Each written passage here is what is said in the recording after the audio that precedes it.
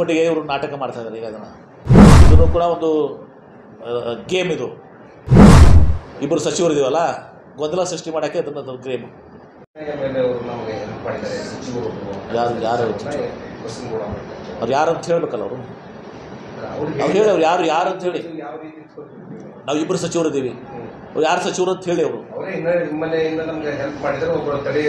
ನನಗನ್ಸೋ ಮಟ್ಟಿಗೆ ಇವರು ನಾಟಕ ಮಾಡ್ತಾ ಇದ್ದಾರೆ. ಈಗ ಇದನ್ನು ಕೂಡ ಒಂದು ಗೇಮ್. ಇದು ಇಬ್ಬರು ಸಚಿವರು ಇದೀವಲ್ಲ, ಗೊಂದಲ ಸೃಷ್ಟಿ ಮಾಡೋಕ್ಕೆ ಅದನ್ನು ಗೇಮ್.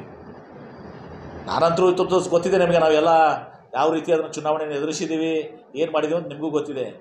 ಇದರರ್ಥ ಇನ್ನೊಬ್ಬ ಸಚಿವರ ಮೇಲೆ 10,000 ಕೊಡ್ತಿದ್ರೆ ಅವರು ಕೂಡ ಪಾಪ ಇದನ್ನು ಇದು ಮಾಡಿಲ್ಲ. ಇದನ್ನು ಸುಮ್ಮನೆ this is a political game ಹೇಳಿ. ಅವರು ಎಂ.ಬಿ. ಪಾಟೀಲ್ ಅಂತ ಹೇಳಿ, ಶಿವಾನಂದ ಪಾಟೀಲ್ ಅಂತ ಹೇಳಿ. ಇದು ಇಟ್ ಈಸ್ ಲೂಸ್ ಮೌತ್. ಅಗರ್ಬಾಯಿ ಇದು ಹೇಳಿಲ್ಲ. ಕೇಳ್ರಿ ನೀವು ನಾಳೆ. ನಿಮ್ಗೆ ಅಗರ್ಬಾಯಿ ಅಂತಾರೆ, ಲೂಸ್ ಮೌತ್ ಅಂತಿದ್ದಾರೆ. ಹೇಳಿ ನೀವು ಯಾರು ಅಂತ ಹೇಳಿ, ಯಾರು ಸಚಿವರು ಅಂತ ಹೇಳಿವರು.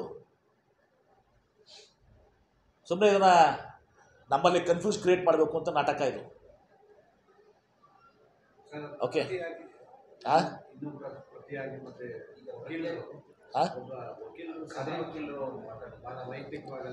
ನೋಡಿ, ಒಂದು ಹೇಳ್ತೇನೆ ನಾನು.